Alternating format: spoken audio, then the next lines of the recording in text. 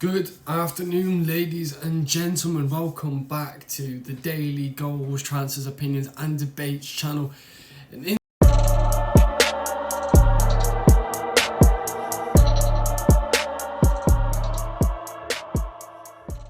this video, I will be talking about VAR, the pain in all football fans' backsides, no matter what team you support and what you think of it. Today I will be just talking about my overall opinions and how I think it should be, really. We're going to be starting off with the goal against Coventry that was ruled out in the FA Cup match, where the Coventry forward Victor Trop had practically nothing on offside. Like, the lines were so thin to rule that goal out for offside. And it's a problem, and here's why it's a problem. But a goal should only be declared offside if he is holding a significant advantage over the defender. So that would be like a charging leg, when he's leaning forward to kind of gain that extra momentum to outpace the defender, and that shouldn't exist. If a player is not holding that level of significant advantage where you have to go to the VAR room and get these lines out and all these different angles, zoom in that situation, he's onside because he's clearly not having a significant advantage, because a significant advantage would be obvious, wouldn't it? It would be an obvious he is offside. Because that's why VAR came into practice, because of just helping out the referee. What the referee can't see, the VAR will pick it up. Right. But now VAR is just, it's gone so extreme. That's why people are starting to want the Wenger rule brought back in. They want the Wenger rule, where like a player has to have his entire body offside, because that would be an advantage. That would be a foul to the game. That's not, a normal way of attacking. But then we're also, with the Wenger rule, then we're going to get a flip side of just people just leaning forward and having a toe onside. So you can't really win with it. Like, even if we have semi-automated offside lines, where they can just go, okay, if a player is offside, then the VAR will go, okay, his shoulder's offside, or his half his leg offside, okay, rule it out. We had another situation earlier on in the season where Liverpool played Spurs.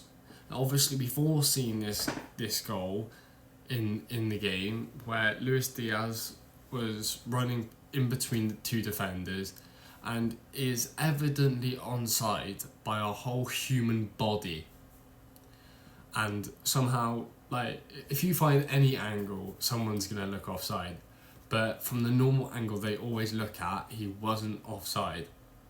You can clearly see with a naked eye he is onside, but they got this line now which was like diagonal to where the defender was, not straight along the pitch, and they got ruled out for offside.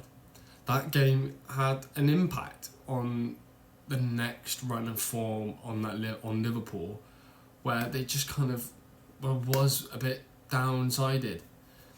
VAR has a massive impact in the Premier League season. In the Premier League, VAR has overturned 87 on-field decisions this season, 26 leading to a goal and 42 leading to disallowed goals. It's just stupid. Like, if you have to do this whole zoom in, zoom out, just enhance so you can see a little crook and cranny, it's not offside. Realistically, it's not offside, and it's just mental how many teams have been affected by loss of points. It's, if you look at the table, I think Wolves have been given the most points from it. They'd be down -5 if it wasn't. And Fulham the other way. Fulham have been the most shafted team apparently by VAR's decisions. It's, you know, it's crazy. Like, we all want to see more goals. We all want to see more goals, but we don't want to see cheating. A toenail offside or a hair or a fraction of a human body isn't unfair. It's not cheating. We want to see more goals. We want to see the game be more competitive. Like, many attackers now aren't making the runs because they're going to get ruled offside. A lot of forwards are very cagey on that attacking line because they just are going to end up being offside. No matter how, if they're onside, it's going to get ruled off for offside.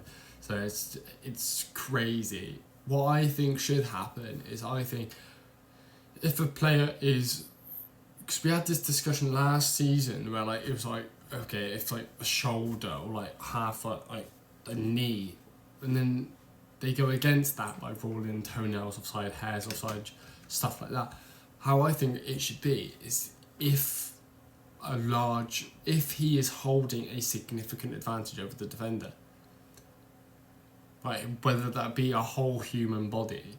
No advantage is subjective, but then the human body being offside is a fine line. It's a fine line because you could hold an advantage over the defender and still be onside and still be offside. But you can be onside within the Wenger rule and still be having an advantage. Like, just the leaning forward. You have people like Superman standing just to get past the defenders. What I think should happen is just sack it off. Just, if they obviously keep VAR and send it to the thing, but if there's a fine line, it might as well be a goal. It might as well be a goal. Send it to VAR, and just so they can get an image of the defender and the forward. And if he is evidently in front of the defender, offside. If he's not, onside. I'm tired of these fine line margins. Because Coventry was scammed in that semi-final match against Man United. They were scammed. Because the goal was onside. He was onside. But because of what angle, perception, you know, you look at that player's leg, his foot was exactly in line with the defender. Exactly. Like, what do you want him to do?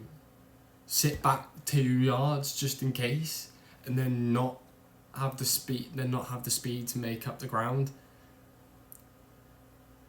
Like, it's just do that. VAR just needs to bugger off. It needs to bugger off because we keep having the same discussions about VAR making the wrong decision. The amount of apologies they've made this season.